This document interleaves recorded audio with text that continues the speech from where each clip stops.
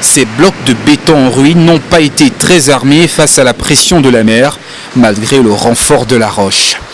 10 ans en arrière, ce petit bout de plage était un véritable coin paradisiaque pour ces deux jeunes lycéens. Aujourd'hui, ils expriment de l'amertume. Je viens plus trop comme avant ici, parce que la vue ne me plaît plus comme avant.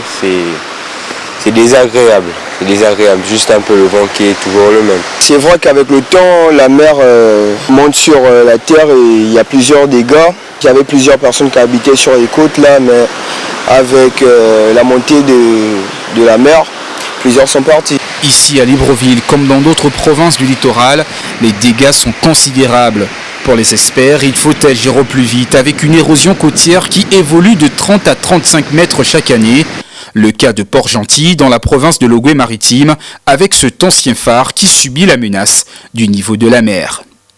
Et le phare du Cap Lopez est le bon exemple pour vous montrer que la mer est vraiment en train d'avancer et que si les mesures ne sont pas prises pour organiser l'occupation du littoral, eh bien ce sont ce type d'ouvrages et d'infrastructures que nous allons régulièrement perdre.